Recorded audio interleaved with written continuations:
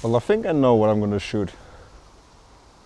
Alright, ladies and gentlemen, what absolutely beautiful conditions we have today. Peak autumn at its very best. And I'm in a fortunate position to have a vast overview over the whole landscape, and all of the forest around me is just orange, red, yellow, and everything in between. It's so beautiful. The composition that I've chosen is quite straightforward, maybe a little bit abstract, just because, well, I don't want to complain, but everything just looks great. So it's very hard to pick out specific single things to put in an image and to frame them up. So I've gone for the telezoom, and I'm really focusing on pinpointing very specific frames out of this whole vast landscape. And there's a certain area over there where they're kind of like, there's a tail, and then on the left and right side there are two, let's call them hills, with quite the same elevation. You have this flow of colors from the hills into the tail. It looks really beautiful. And also some of the trees are sticking out. We still have some pine trees with a very darkish green, and then some lime colors. Obviously most of this image is due to the colors, but I also quite like the shape of these hills and the landscape. It just makes everything kind of flow together seamlessly. Yeah, really happy with that one. Also shot a panel. If that's gonna stitch well, you're gonna see that as well. Enjoy.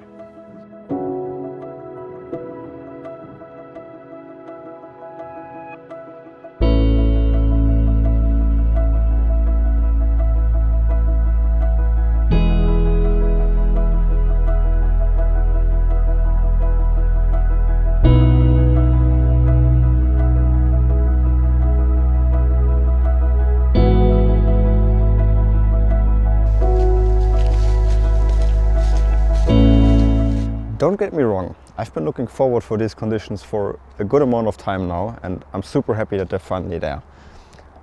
And I'm not complaining. However, it's actually quite challenging to get images, because you'd think everything just looks amazing and beautiful and colorful, so you can just shoot anywhere.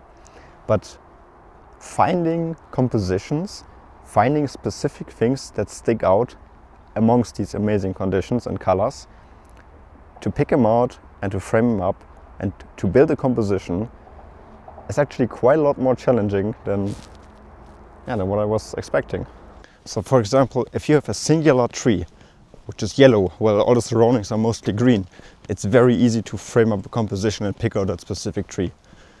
But with these circumstances, beautiful, but it makes it more challenging, but also more fun. So we're good. There's a very small castle that I'm exploring over here, and well, I came across this scene over here and very quickly caught my attention. First of all, again, because of the colors obviously, but also because there are about 5, maybe 6 trees interacting in quite an interesting way. Behind me you can also see some of the remains of this castle. Okay, now talking about my shot. So there's one main stump and it's been cut off halfway. So it's just like, there are no branches, it's just a very stump. There's a lot of green moss on it, beautiful texture. And then I have 4 smaller trees, and they're all kind of like growing outwards, which makes them interact quite interesting. It's almost like you have this main stump, and then on each side 2, all of them in beautiful autumn colors, and then they're just growing outwards a little bit. That's what got my attention. So there's one issue in this frame, which on the left hand side of my image there's a small bush. It's in a way I can't get rid of it. That's why I've chosen to go with the telezoom, go a little bit further back and then punch in on my scene in the hope of just pushing the bush a little bit off to the side and making it a little bit less noticeable. I think this image works best by overexposing it a bit, just because to really bring out the brightness and the vibrancy in these autumn colors. This might also be a black and white one, like a color one and a black and white one. Not quite sure about it yet, but it has potential.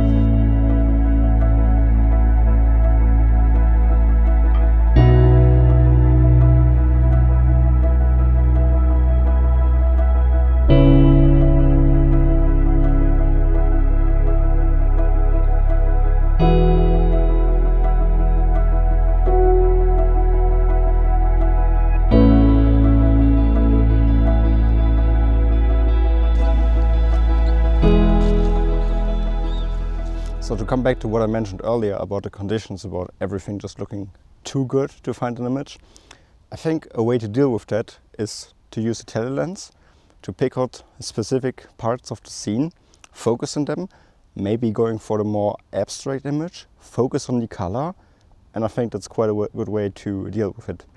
Just because by picking out specific parts, you're not giving someone the whole scene, it's not overwhelming. Okay, third image of the day, I have a field which is about waist high, maybe even a little bit higher, a lot of green, and kind of like this wheat color. And then I have a singular tree, a very small one, sticking out with beautiful autumn colors. And the background is also a tree line with autumn colors. So I'm zooming in quite far because I want to exclude this tree in terms of focus as much as possible, using the telecompression, and then it gives a lot of wonderful contrast between like these brighter colors and then the full-on autumn colors.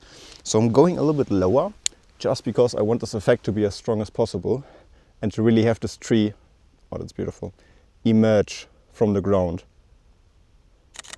to give it some more visual interest. Also just this moment we're getting very subtle sidelight from the sun just coming through a little bit, so perfect, great timing. If you enjoy my style of photography, I have a course available and I teach you everything you need to know about landscape photography. Being out in the field, post-processing, for example on how to process autumn colors, settings of your camera, tips and tricks, everything to start out. You might be interested, it's the first link in the description, check it out. If you're interested, I have just released 2 new collections of prints. The first one is about coastline and seascape and the second one is about the Alps. I'm very happy with these, make sure to have a look at that. So I hope you enjoyed this video, like, share, subscribe, write a comment, that always helps the channel. If you want to see more of my videos, I have an on location playlist in the description. And make sure to come back for the next videos because we're having more of these autumn colors. Thank you for the support and see you in the next one.